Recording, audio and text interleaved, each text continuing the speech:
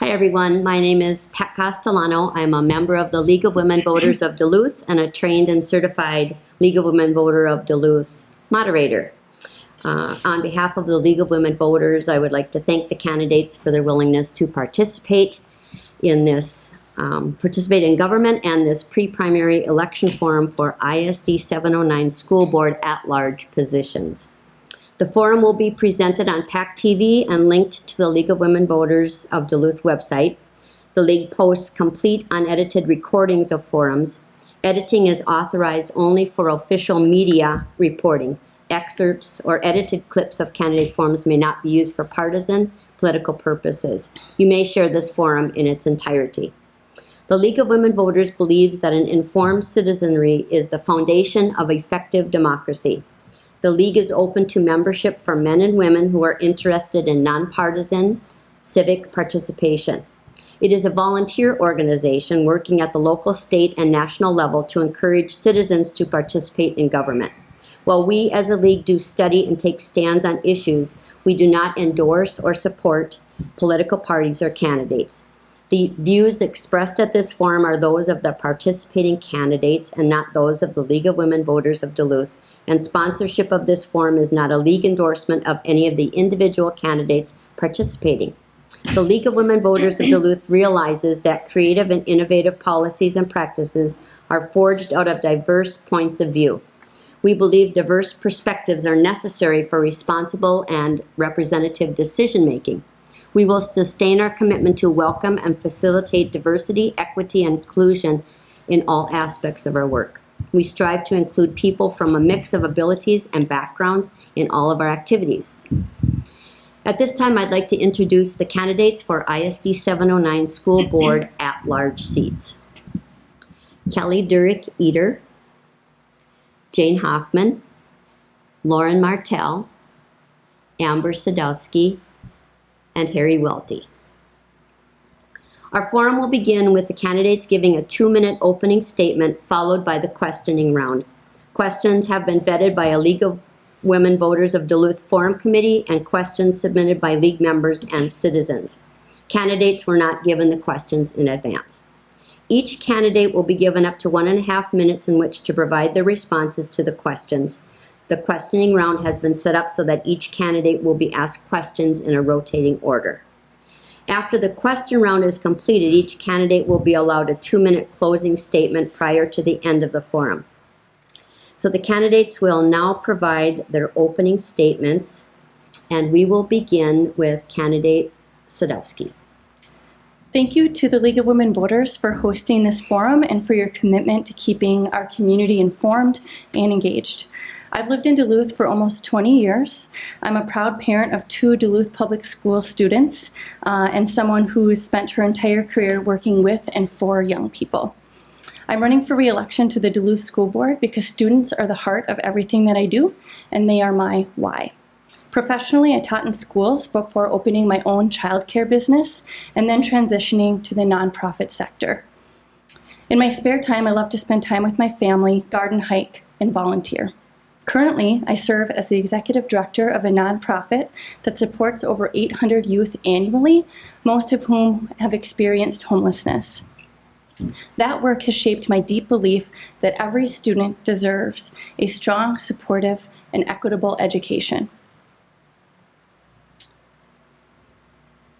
I bring that lens to the school board, where I've worked hard to balance our district's budgetary needs with what students need to be successful in our schools. In my first term, I showed up prepared, asked hard questions, and collaborated closely with my board colleagues and district leaders to make thoughtful, student-centered decisions. And I'm proud to be a part of a board that listens to diverse perspectives, debates respectfully, and keeps students at the heart of every conversation. Together, we've strategically set forth many initiatives that are already having a positive impact on enrollment, graduation rates, and our finances. I'm seeking re-election because I'm motivated to keep working on these initiatives that support all students reach their fullest potential, no matter their background. Thank you. Thank you. And candidate Eder? I'd like to thank the League of Women Voters today for this opportunity, PACT-TV for their wonderful use of their building and their facilities, and I would like to thank my fellow candidates for stepping forward into the public life and into the spotlight to talk about kids and to talk about schools. For me, the why is easy. The why is about kids. That's why I do this work. At the center of the decision-making at the Duluth School Board, we talk about kids and we make decisions for kids. My name is Kelly Eder, and I've lived in this community for 11 years. I'm an associate professor of biology at the College of St. Scholastica, but more importantly, I'm a Title IX coordinator where I work to support students who've experienced sexual and gender-based violence. I was lucky enough to be appointed to this position in 2019. I won re-election in 20 and 21, and I'm gratefully and heartfeltly seeking re-election again. I keep coming back to the words of Pope Francis that talk about education being an act of love and responsibility that's passed from one generation to the next.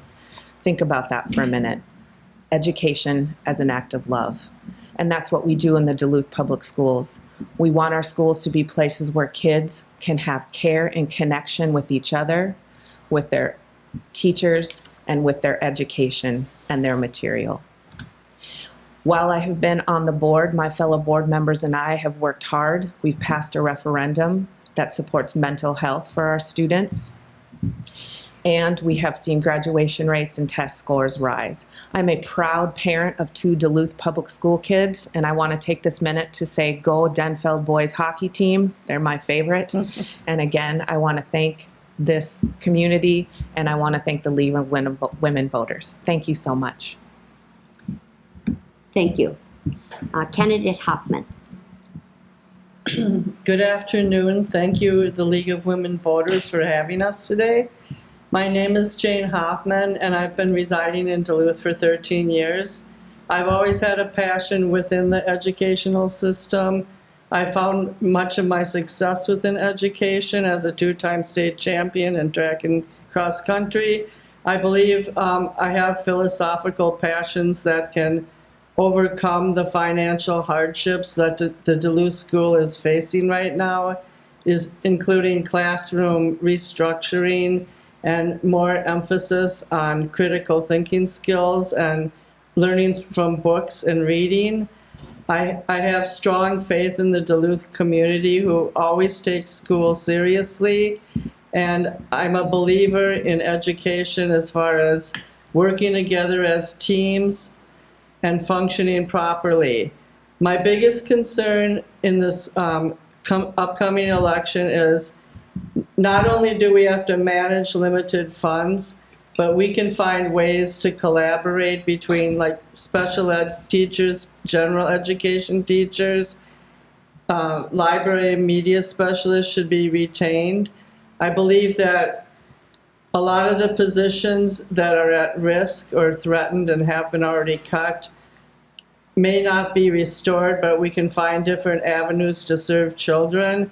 Also, school counselors, like at Lincoln Park Middle School, who they have to operate daily and they have to try to retain attendance within the classroom because a lot of students just walk out and they're uninterested. So we have to restructure the teaching situation so teachers can engage more with their students, provide relevant material and current events, such as someone like Rich Updegrove does every day of his life. My son graduated from Duluth East in 2016, and he really benefited from the high school there after moving here from Los Angeles. Thank you, and I appreciate your time. Thank you. Candidate Martell? Well, thank you to the League of Women Voters, as everyone else has said, and to the other candidates, and to the public for listening. My name is Loren Martell. I've run for the school board several times in the past. I'm running for the board again because I want to make sure Duluth has a full debate. So with that in mind, I'm going to jump right into that debate. When people ask me what I want to accomplish as a school board member, I often tell them there are 3 realms to the job. There is the education of the children, of course, which is ultimately the primary point of the whole endeavor of a school district, but there is also the business part, the running of the district and the all-important budget. And the third realm of concern is the board's relationship with the public and the taxpayers who pay the bills. I could go into great length about the education part, but in this time constraint, I'll just mention 3 areas that would be a particular concern for me. The first is the persistent inequity between East and West. For years now, East High's graduation rate has been in the 90th percentile, while Denfeld has persistently hovered in the 70th percentile. Another area in the education realm I would hope to make some headway in is language immersion. The immersion program currently offered has been an enrollment draw, and I would like to explore the possibility of other languages. Career technical education courses are also growing in popularity, and any expansion we can do in that field would not only serve our students, but would also help ISD 709 get more competitive in the educational marketplace. None of this can happen without resources, of course, which makes management of the budget a high priority of the school board. Hopefully there is at least one education or one budget question, I meant to say, in this quorum, and we can examine the school board's management of the district's funding streams and whether or not some improvements may be in order. Thank you. Thank you. And candidate Welty. Thank you, League of Voters. I've been to many of these forums in the past, and it's always nice to know there's a civic organization that's interested in citizenship and elections. I will say this, we have an excellent slate of candidates. I've never known anybody who ran for the school board in the city of Duluth who didn't care a great deal about children, and I count myself among those people. I have a certain record in Duluth. Part of that is 12 years serving on the Duluth School Board, some time past. I don't think my time is quite spent yet, and those people who have watched my public career know that I have played Don Quixote, most recently against the President of the United States, who seems set on destroying public education for reasons that are probably only clear to him. I've always told people I was a Republican, but I haven't really had a Republican I could vote for 2 decades. And I remember when I was in college and Democrats and Republicans in Minnesota's legislature got together and accomplished the Minnesota Miracle. They made funding for poor school districts equal to that for rich school districts. That was a different kind of Republican Party that I still hold true with. There are a lot of things we have to do, and many of the people who have spoken here have said that children are the major part of our challenge, and that is true with me. I love to go and read in school classes, put on some gorilla slippers, and read Pig, Pig Grows Up. Second graders like that. Thank you. Now we'll move on to those questions prepared by the forum committee, and each candidate will have 1.5 minutes to respond. As soon as I get. There we go. All right, and we will begin with candidate Welty. First question, what do you see as the school board's roles and responsibilities? Well, the most obvious thing is that we are management. We aren't really actually managing the school district, but we're managing the managers, overseeing them, making sure that they are following the rules, abiding by the desires of the public as best we as school board representatives can tell what those are. And understanding something about the fiscal policy and state laws is helpful. As I've said before, I've been on the school board for 12 years, and I've spent 40 years watching the Duluth School District. Once you do that, you do your very best to make sure that the money that we get goes into the classroom and supports teachers and children. Thank you. And same question, candidate Hoffman. I think there's 3 main purposes for being a school board member: to oversee the budget and make sure there's not wasteful spending, also to check on the accountability of the administration, that they're administering the funds in a proper manner. The second major concern is parent, teacher, child relationships and how that plays in and how parents can approach the school board with their major concerns.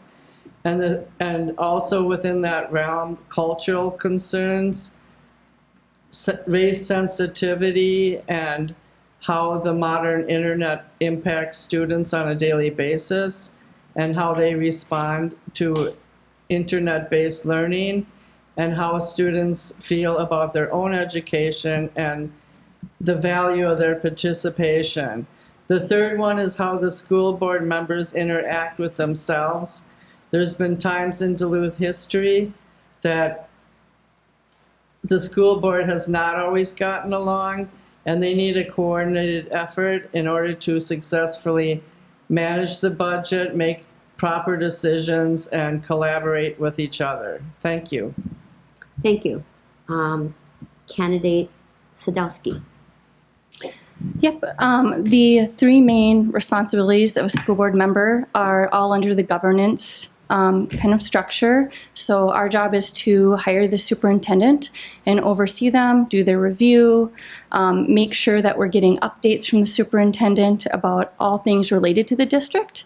It is also our responsibility to make sure that we're passing policies that adhere to state guidelines, policies that are good for kids.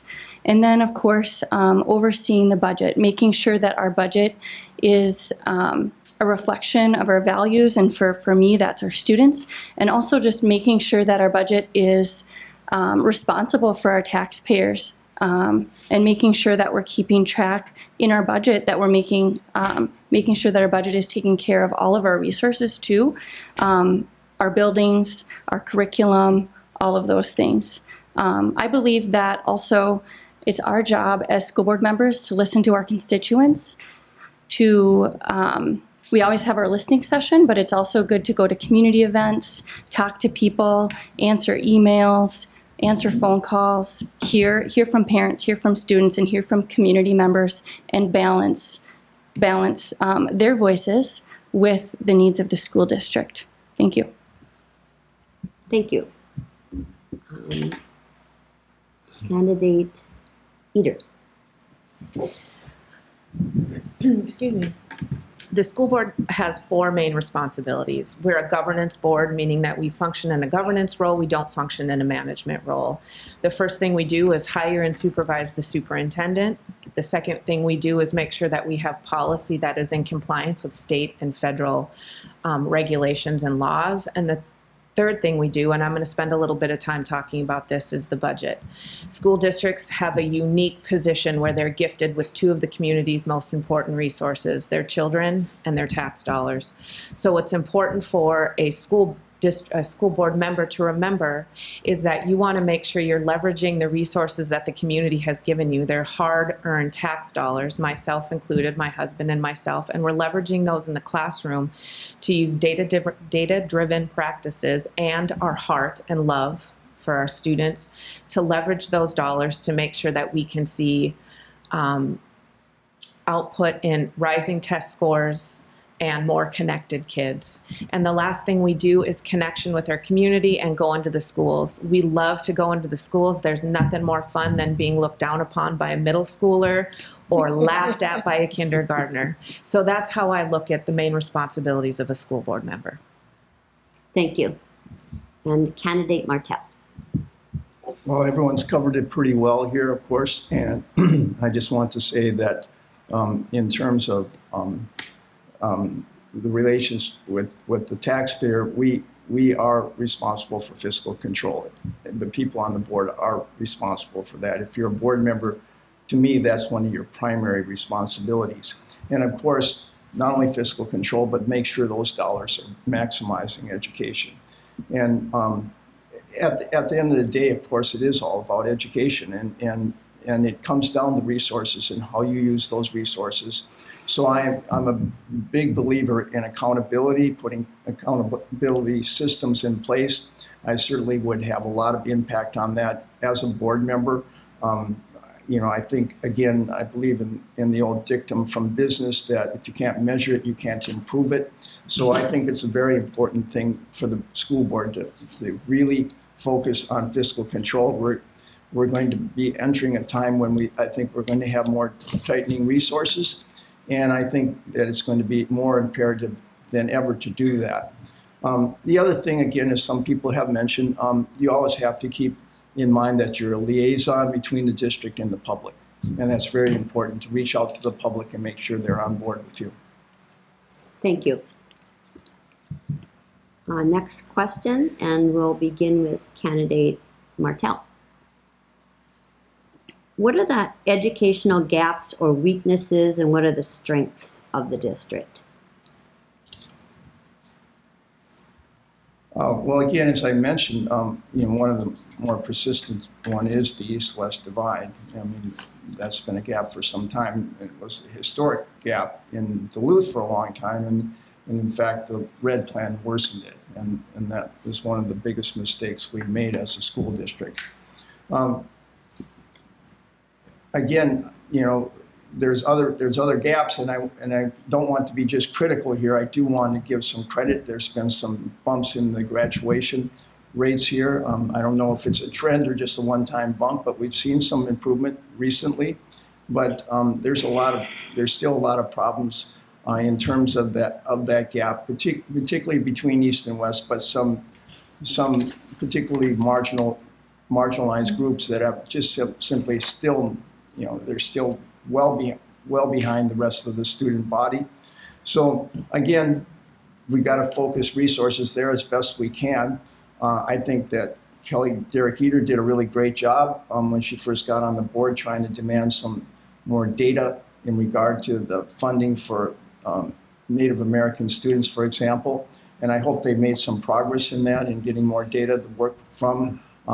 They've been doing it for many years. They had no data to give her. And I think that's one of the flaws that has been persistent in the school district for years. We've got to continue to try to give equal education to every student in our schools.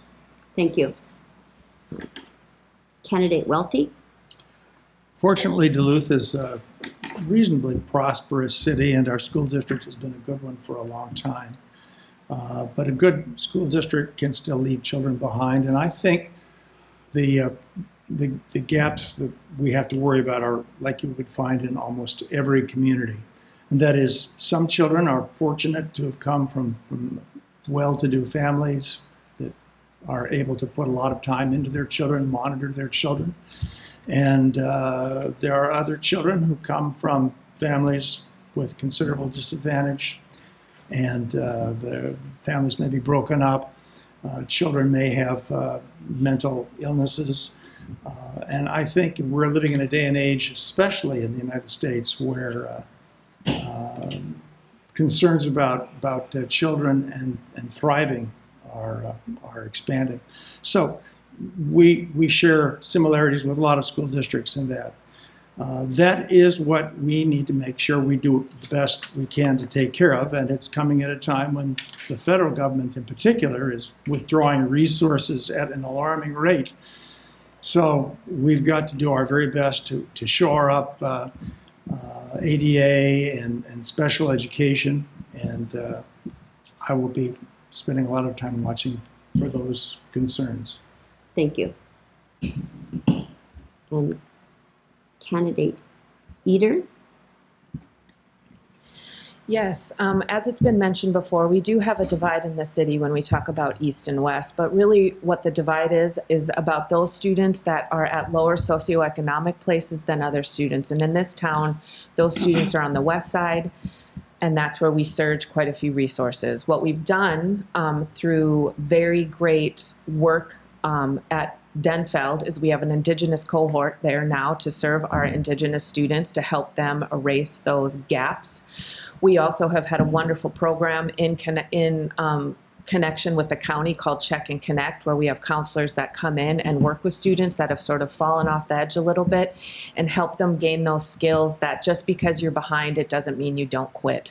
So we have made very measurable gains that are strategic and thoughtful across the district in all of our graduation rates. So we still have work to do, and I do believe that the state of Minnesota passing the READ Act is going to help. If we can get kids reading in kindergarten and first grade, we will see fewer problems later on. Our greatest strength in this district are our teachers and our staff. They are our greatest strength. Whether you see in Denfeld where our staff noticed that our Indigenous students need more support, they made an Indigenous cohort, right? Our staff are continually working hard for our students, and I could not be more proud of them. So our strength is our staff. Thank you. And candidate Sadowski. Thank you. I would reiterate what Member Eder said, especially when it comes to, yes, we have, when people talk about the East and West divide, it is mostly a socioeconomic factor where we have a lot of those young people living out in the Western communities. I see and work with a lot of those youth every single day. We have, just to expand on what Member Eder said, Check and Connect, the Duluth Community Schools Collaborative. I would add that we have prioritized that at Denfeld. That group brings in nonprofits to work with youth. It brings in extra activities for parents and community and family nights. We've also supported extra mental health supports with the referendum that we passed. Check and Connect, the Indigenous cohort, and so these are all measured decisions that we have made that are data-driven, and we have started to see gains, and we'll continue to do more. And another one that I thought of that we did is we have a partnership with the Duluth Transit Authority for people who are living in poverty and don't have a parent to drive them around. That's critical. They can hop on the bus if they miss the school bus. And I only have 15 seconds, so I'd say there's so many good things going on. We redid the school schedules. We trained all of our teachers in letters, career and tech ed, MTSS, Check and Connect. I could go on and on. There's a lot of good things happening in Duluth Public Schools as well. Thank you. Right, and candidate Hoffman. Yes, there are a lot of things that do work in the public education system in Duluth. For example, the special ed teams each have an average of 6 kids per classroom, and they send them out to general education. But the things that need improvement is many of the students, I work primarily at Ordine East and Lincoln Park Middle School. Many of the students at Lincoln Park are just not engaged in education. They need to find a way to address this issue. And one idea that I have is that have each child who is failing within their own public classroom to meet with each counselor and devise ways that they can become more engaged in the class. Also, I do notice that there's more favoritism even in the paper for East Side schools than West Side schools.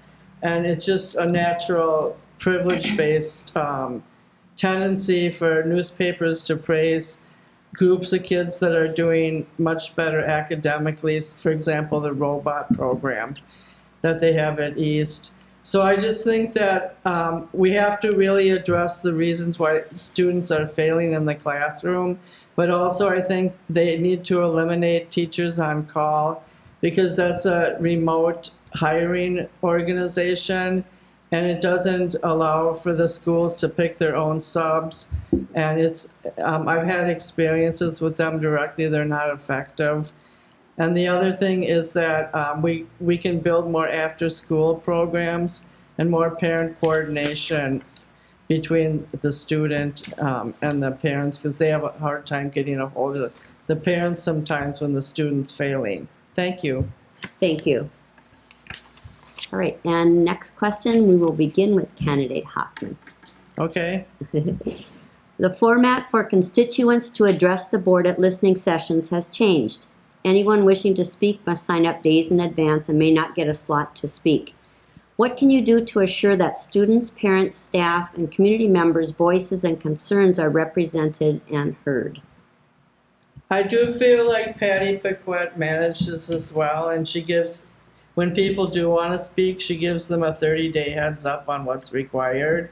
However, but when Sean Rode got laid off, there were 30 students at a school board meeting.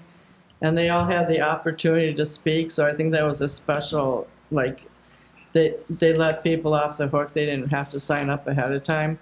But I do think that the 3-minute, I know the listening session can be long, but 3 minutes is just not enough to address certain specific and complex issues.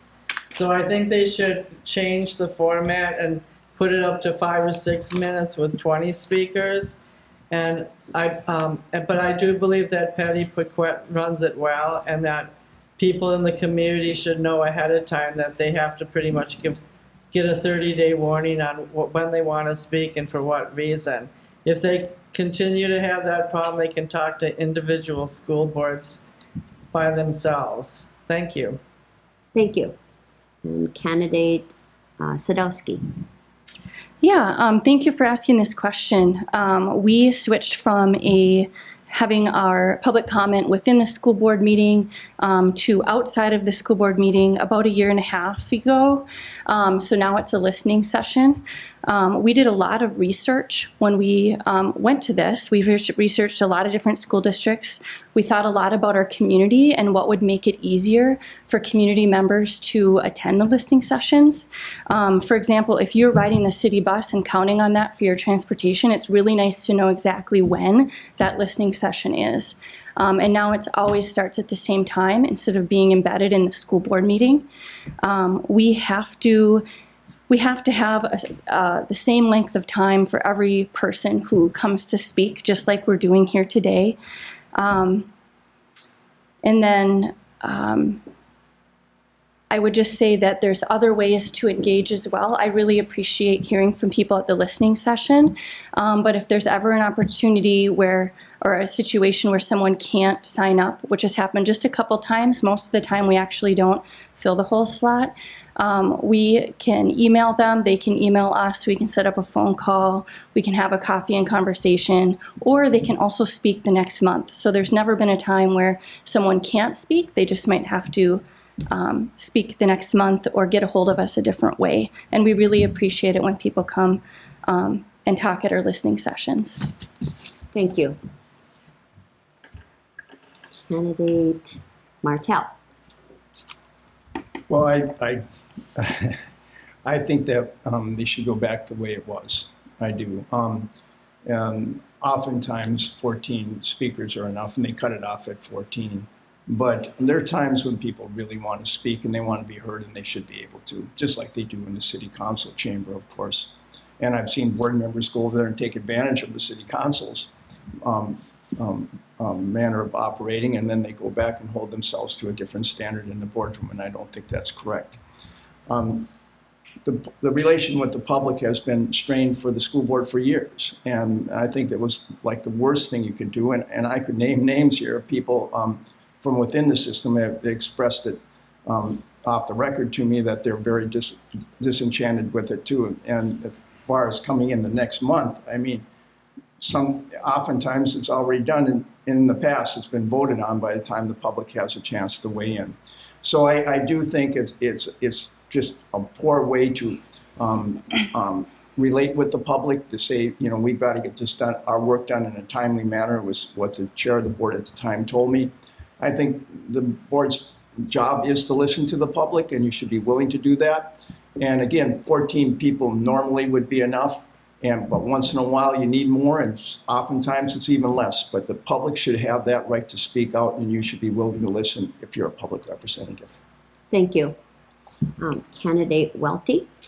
For 12 years, we had the old policy, and I can't tell you how many times I had to survive 10, 15, 20, sometimes 30 angry people over one or two issues, come and scold the school board, implore the school board to do something.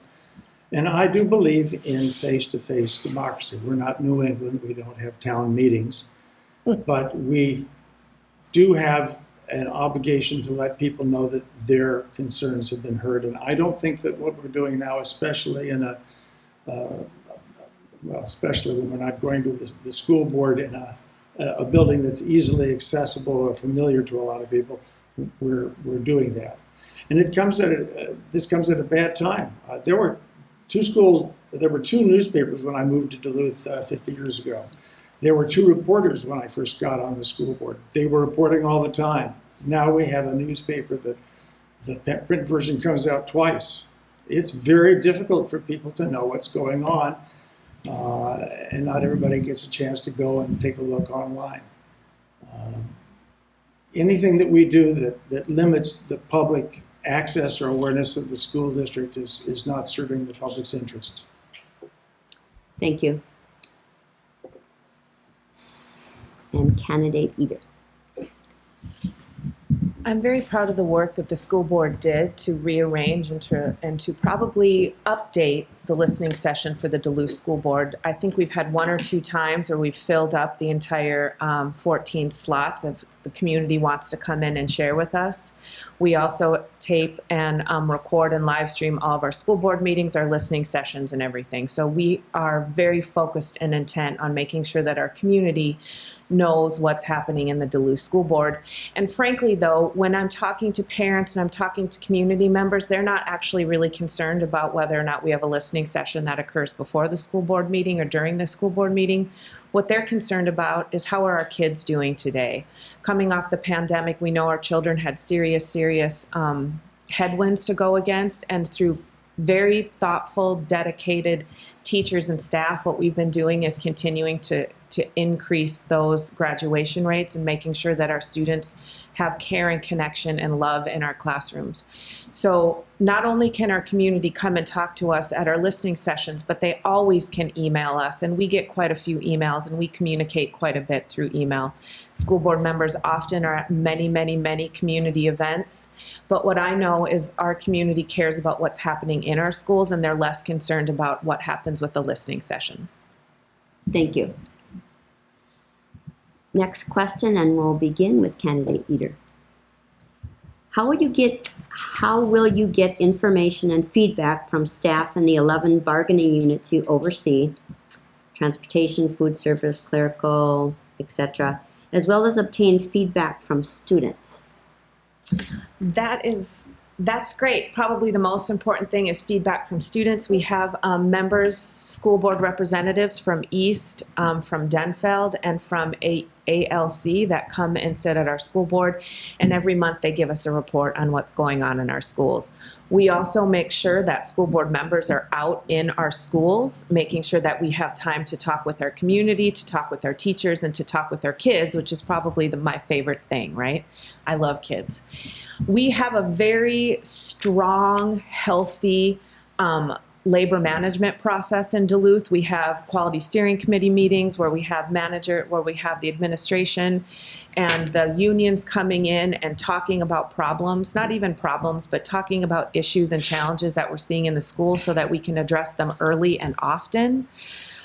Just to remind everybody, with the teachers union, we settled two-year contracts. So we had our contract settled for 4 years. So we have a strong labor management process in Duluth, something that I'm very proud of. And board members are involved with the labor management process at the quality steering committee with the teachers. But that really is the district administration and superintendent who need to be making sure that they are paying attention to our union and our bargaining units. Thank you. Thank you. Candidate Martell. Well, I think that Kelly, as usual, hit it fairly well here. I mean, the student representatives are really good to have on the board. They started that some years back, and that really keeps the connection with the student body, I think, very well. And obviously, you want to do everything you can to make sure the students have access to you as a school board member. You want to go to every event in the schools, etc., and make yourself available to the students as much as possible. And as far as the labor unions, the quality steering committee is a good thing for labor management and a good connection. And there's a board member that appears on that, and that's good. Sometimes I wonder, if we have a board that's independent enough from the unions. They're all 6 out of 7 are endorsed by the teachers union. One tried to get endorsed, but they just didn't endorse in that round. So I do think that we have to have a board that's somewhat independent-minded as well, because there is an inherent conflict there between the contracts and budget management, which is, again, the board's responsibility, fiscal constraint, and hopefully we have a question about whether or not that's been done with the last contract. But that is the board's responsibility. You have to do it with as much respect. I definitely have them at the table and give labor a lot of respect, especially the teachers who do a very valuable job. Thank you. Candidate Welty. Pat, would you read that question to me? I surely will. How will you get information and feedback from staff in the 11 bargaining units you oversee, such as transportation, food service, clerical, teachers, maintenance, as well as obtain feedback from students? I've never had any trouble finding out what different people think about the school district. I go to the schools. I've been a part of the community for a long time. I know people, many retired now, who felt free to talk to me about their concerns in the past. And my father was a faculty president of the Mankato State Teachers Union. And so I feel strongly that we have to know what our employees, especially those working with the kids directly, have to say about what's going on. I've always done my best to be open to the unions. When I first got on board and the teachers union was trying to have a faculty and management meeting process, I was very much in favor of it, and our administration at the time kind of squashed it. When I was last on the school board, I tried very hard to be a part of the quality steering committee, and I had school board members who did their best to make sure that I could not join them with one representative, and I wasn't welcome to do that. I will be in the schools. I will be talking to everybody and their sister and brother. Thank you. Candidate Hoffman, same question. Yes, I've had direct experience with the unions and with teachers working as a substitute for 2.5 years and also as a AmeriCorps volunteer and working in the kitchen at Ordine East.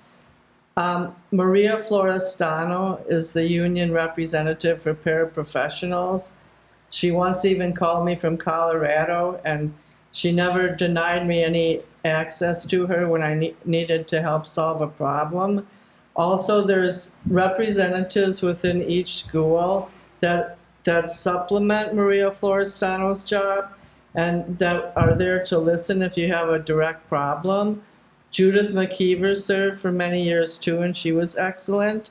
I know as far as the teacher union goes, I've heard teachers talking, and they have good coordination within their own union and submitting problems within the precepts of what they're trying to solve.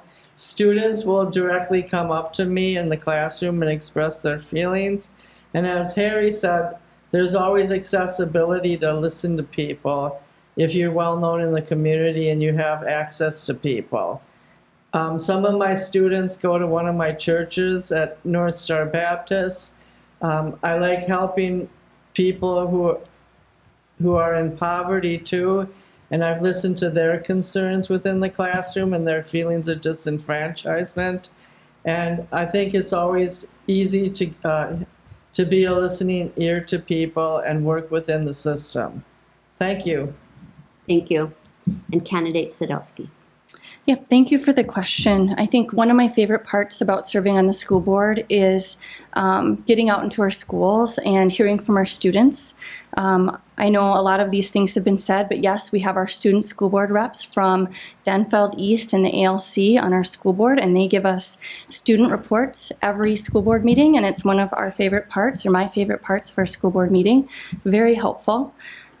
Getting out and seeing youth and students in their activities. When we go on school visits, getting to that's where we get to talk to our principals, visit student classrooms, visit teachers and see what's going on. And then of course at our listening session, we've had students come to our listening session as well over the years. And even over the last year, they've invited us to different, there was a group of youth who were working on the solar initiative, and they invited us to some of their meetings to listen, and that was really, really valuable. When it comes to making sure that we're hearing the voices from all of the teachers, paras in the different groups, I would agree that we have a labor management process for that. It's not to say I love hearing from people one-on-one, but any bigger decisions that need to be made, there's building stewards, we have the QSC, and there's a process for decision-making through that. But I've really enjoyed one-on-one communication with different people who are in those groups, even when volunteering in the community, like at a Labor Day picnic. Thank you. Thank you. Next question, and we'll begin with candidate Sadowski. Okay. What is the status of student academic achievement in the school district? The status of can you Student repeat that? academic achievement. Well, I would say we have put a lot of effort into our student academic achievement. We were one of the districts that did letters training the most effectively. We actually wrote a grant and did a train the trainer program. And so that'll help with the READ Act and literacy early on. We have done a lot of other initiatives as well. Check and Connect is connecting with students who might need that extra support. We are listening to our constituents and our students. Member Kelly Eder mentioned our Indigenous cohort that we implemented at Denfeld. So I would say the status, can you repeat that? The status of our Status of student academic achievement. So what I would say is we have made great strides. We saw our graduation rates go up across all demographics and at all of our schools this past year, but that there is still room to be made.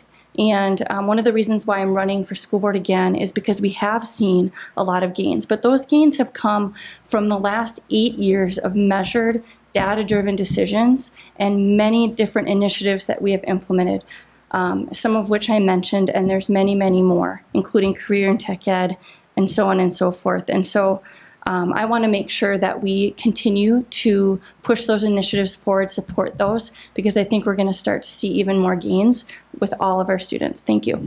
Thank you. Candidate Welty. In every public school district, there is always room for improvement, no matter how good a district you have. And I've watched the news reports, and I've watched Duluth rates go up and down and up and down, and I think there's this kind of a cycle to it. I think what we need to do is look for the long run.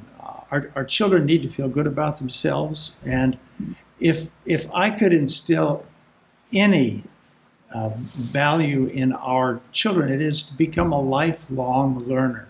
So many children are they're tired of school. Maybe it's because their home life is bad and they're failing a class and they don't see any future and they've got other problems. If we can find the magic and encourage our teachers to experiment, know that they are not going to have to watch their back when they do, to make class enjoyable, to make learning enjoyable, and to tell children and make them absorb this into their psyche that there is always something to learn, and that continues on until your 100th birthday and beyond if you manage to make it past that. Thank you. Candidate Martell. Well, I want to say again that there has been some things to applaud for sure, and as candidate Welty pointed out, it's gone up and down. I've seen it go up and down many times over the years. So a one-time jump, you don't know for sure if that's a trend or not, but there was a really nice jump in graduation rates, and we have to applaud that for sure. Again, there's some parts of the district that are just excelling at. The graduation rate at East is just really quite impressive. I want to do that all the way across the district, and we have to keep working at that. I think they've done some good things, like with letters, like as Amber said, the development for teachers. That teacher development along those lines has been very helpful, I think. They've done some really good things, and I want to make sure that I want to give full credit on that.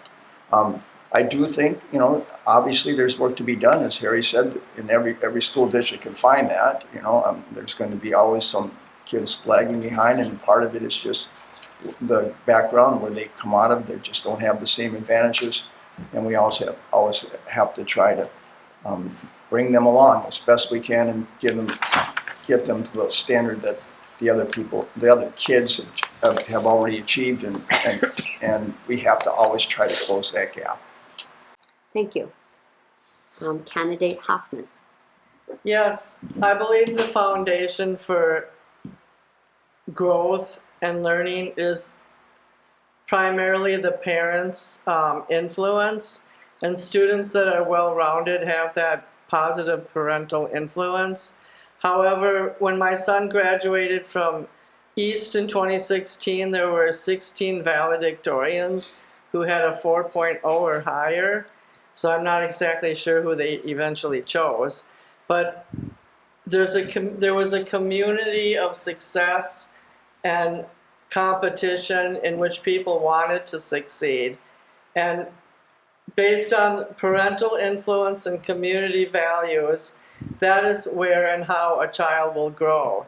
So I don't think we can always measure the intrinsic factor on what a student wants from their own educational institution, but I believe that if we nurture each child and give them positive inputs in the classroom and teach them knowledge about things that they are interested and want to pursue, then it will give them a better perspective on global issues, life learning values, and things that will make them form their own identity and become a better citizen.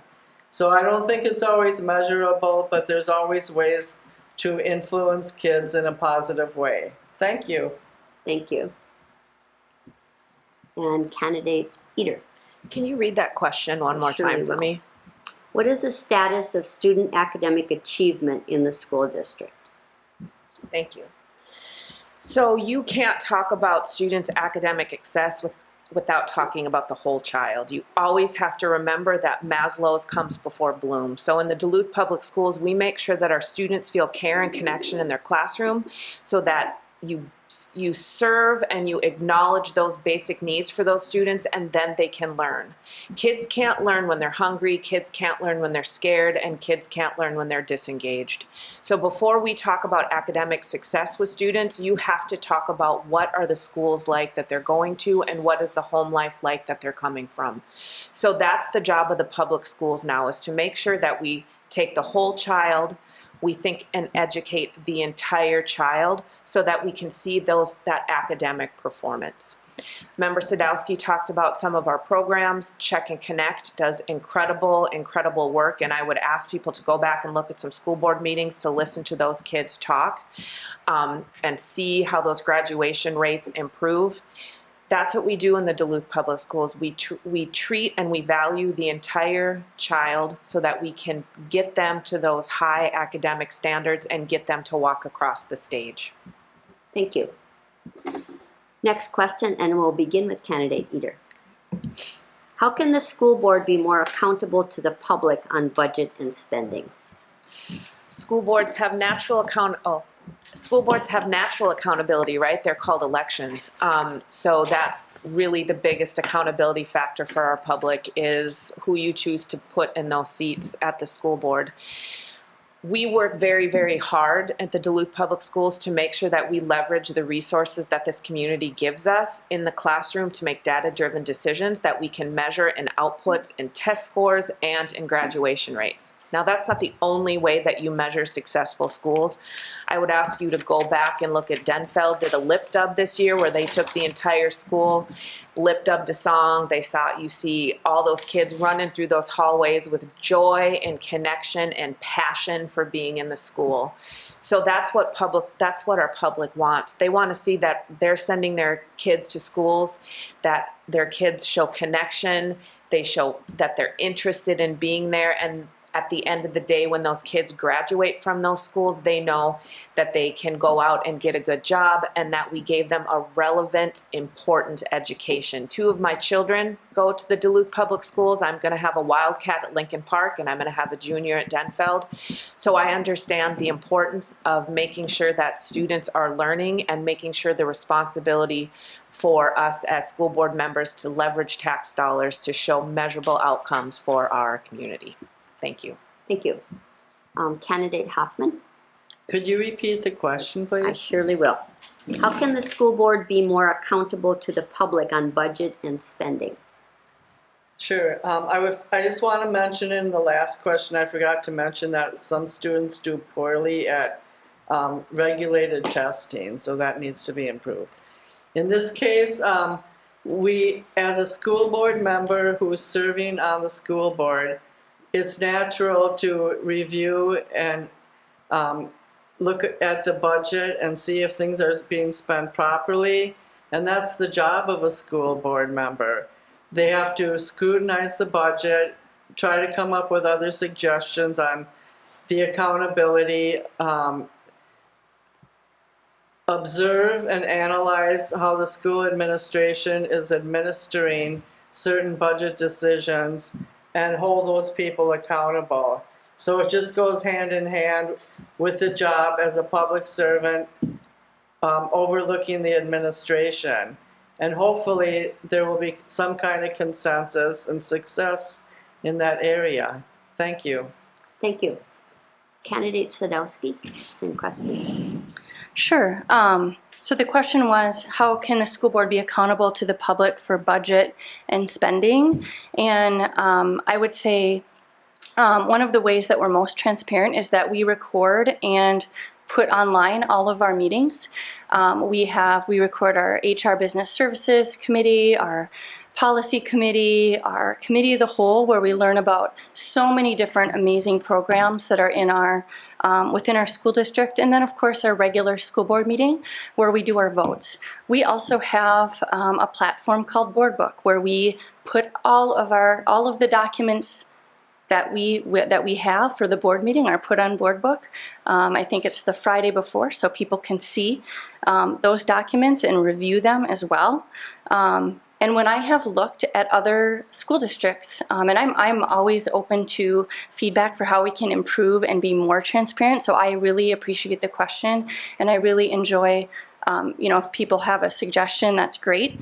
But when I've looked at other school districts, we are probably one of the most transparent in the state. A lot of other school districts don't record and put on their policy committee or their HR business, and I'm really glad that we do.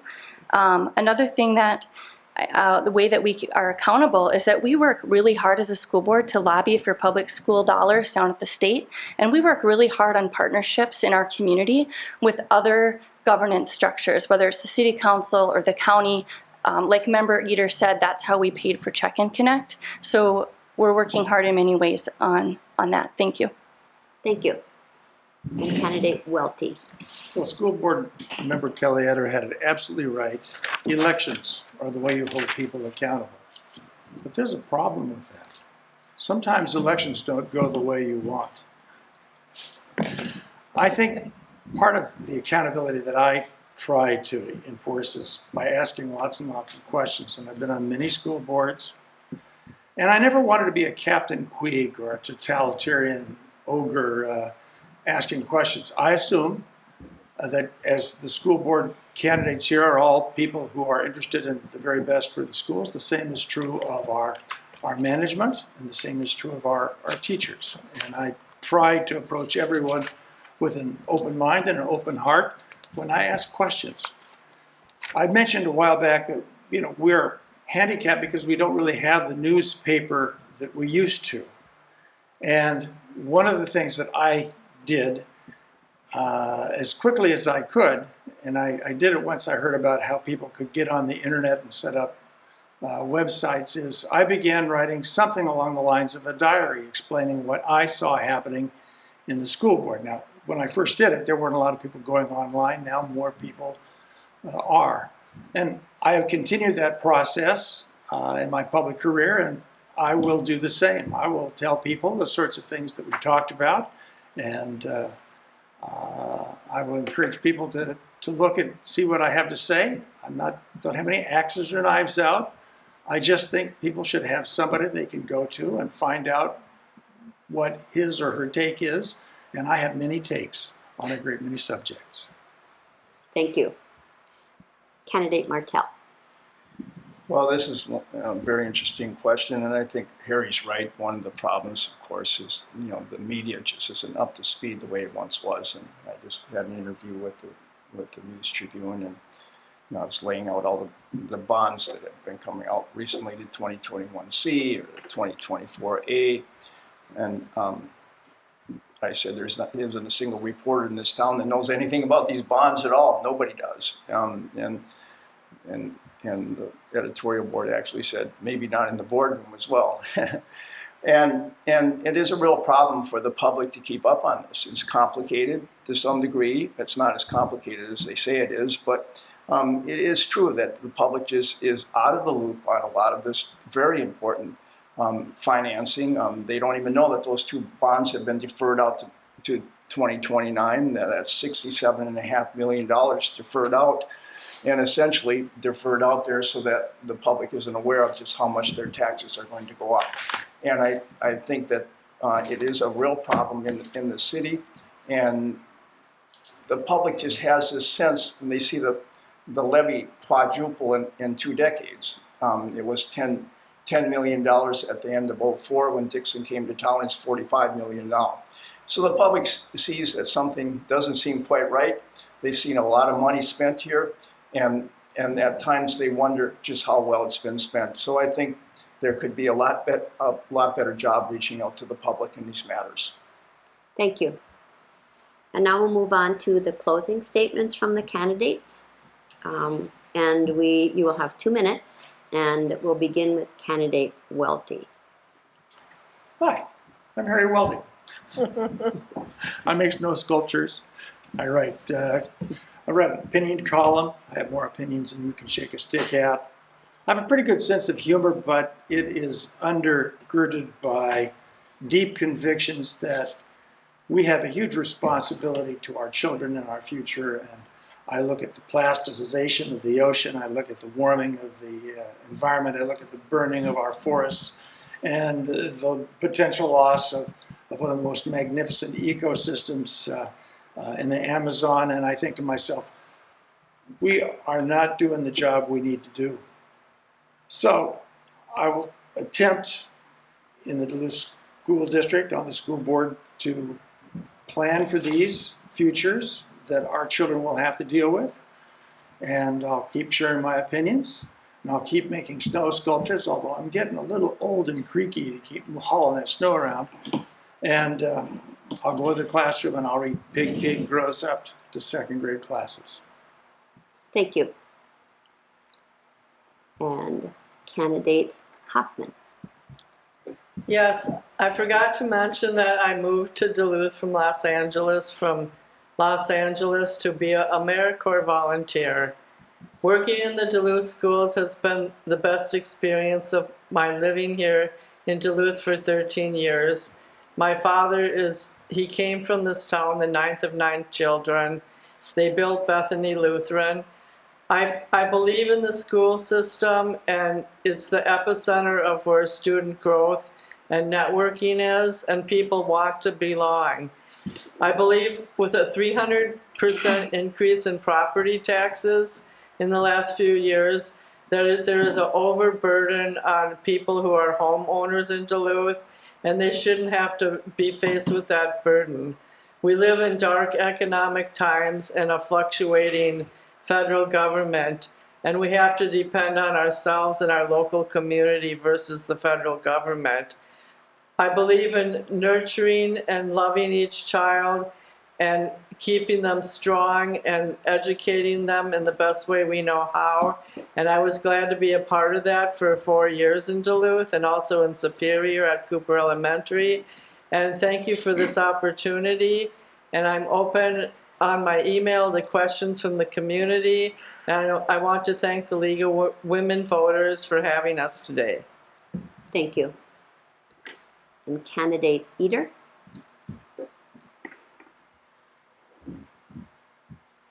It has been a privilege for the last 6 years to serve my community and to serve the kids in those community. I always come back to this, but education is love, and I want to talk about the responsibility that you have on the school board. That responsibility looks like not only taking care of our community's children, but also taking care with our community's tax dollars. We are expected to do a lot more with a lot less. Managing school finances in this ever-changing and evolving climate is difficult. It takes thought, strategy, and it takes making sure that at the end of the day you remember who you are serving. And you are serving the kids in the classroom and the community members who write those checks out every day to allow us to do the work in the schools. I want to thank my community for electing me twice. I'm asking again for your vote so that I can continue to do the good work that we've done collectively on the school board. We have made sure that our students have proper mental health supports in the classroom. We have rearranged the school day to support not only the academic but also the socio-emotional health of our kids. And we've also, all while doing that, we've made sure to watch our credit rating in the Duluth Public Schools continue to increase. It is going to be difficult over the next 4 years. We're going to be seeing shrinking resources coming from both the state and the federal government. But if there's anything that I've shown you over the last 6 years, I've shown you that I'm always going to show up with care and compassion and a whole heck of a lot of intelligence and strategy. So I ask for your vote and thank you for this opportunity to serve the kids of this community. Thank you. Candidate Sadowski. Yeah, thank you to the League again for having us all here today and for everyone for being here. It's been an honor serving on the school board for the last 3.5 years, and I would be honored to have everyone's support again. In closing, for positive outcomes, school boards need well-informed and experienced leaders who can balance a myriad of priorities, respect diverse perspectives, and make student-centered decisions while maintaining fiscal responsibility. Strong, relevant leadership is especially critical now, given the uncertain funding and the diverse needs of our students today. As a school board member, my priorities remain clear. Building a healthy, sustainable budget that puts students first, improving academic outcomes for all learners, and ensuring our schools are safe and welcoming places for every child. In my first term, I've shown that I come up prepared, proven that I'm qualified, and I've worked hard to build collaborative, intergovernmental relationships that have benefited our school board. I've held leadership roles like the clerk, and I currently chair the HR Business Services Committee. And my experiences as a parent, an advocate, and community leader give me a grounded perspective on the challenges that our school district are facing and also the strengths that we have.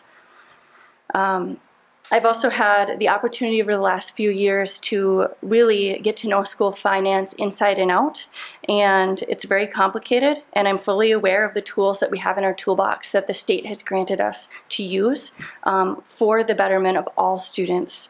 Over the past 5 years, Duluth Public Schools has made strategic, data-driven decisions that have resulted in meaningful progress for graduation rates, enrollment, and our budget. Thank you again.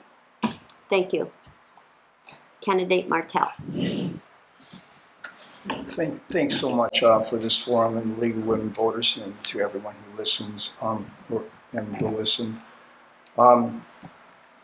Education, of course, is one of the most important investments we make as a society, and it's obvious that the other people sitting up here all really care a lot about education. There's no questioning that. It comes down in many ways to how we manage money, though. It does come down to that, we hear these statements that we're going to do a lot more. We have to do more with less. But there has been a lot of money that's gone into education. The question that people often have is it really going into the classroom? I agree with Kelly Durick Eder that the READ Act was one of the best things they've done. The state put $2.3 billion into education, but a lot of it was tied to politically driven mandates rather than going into the classrooms. So I think it's very important how you spend the money. It really, very, very important. It's just not how much you spend, but how well you spend it. The transparency issue. I think it could be improved, but I will say there has been some improvement. Harry Welty probably remembers. I'm sure he remembers that back in the day, the committee meetings weren't even recorded. I remember going to those meetings. Some of the people sitting up here were probably still in high school back then, and I had to bring my own recorder with me, a big old clunky cassette recorder, and another backpack because they didn't even record them back then. And some of us fought hard. From the sidelines there, I did from the podium, and Harry Welty is one of the people that initiated that from the board. So there is some better transparency here, but I think there's always room for improvement, better relations with the public. I do hear a lot of negativity out there, and at the end of the day, if you don't do that, you're going to pay a political price from the public. Thank you. This concludes the candidate forum for ISD 709 at-large school board seats. And thank you so much, candidates. It is our purpose in sponsoring events such as this is to provide you with an opportunity to hear candidates discuss the issues that are important to you. There's never enough time to cover all of the issues in a limited time setting. So if your questions were not addressed, you should feel free to contact the candidates directly. We hope this forum helps you learn more about the candidates and issues so that you can make an informed choices at the polls on Tuesday, August 12th, 2025. We thank the candidates, PACT-TV, and the viewers of this forum. PACT-TV will broadcast this forum and others, so check their listings for a schedule of times. The forums will also be posted on the League of Women Voters of Duluth website, lwvduluth.org. And thank you.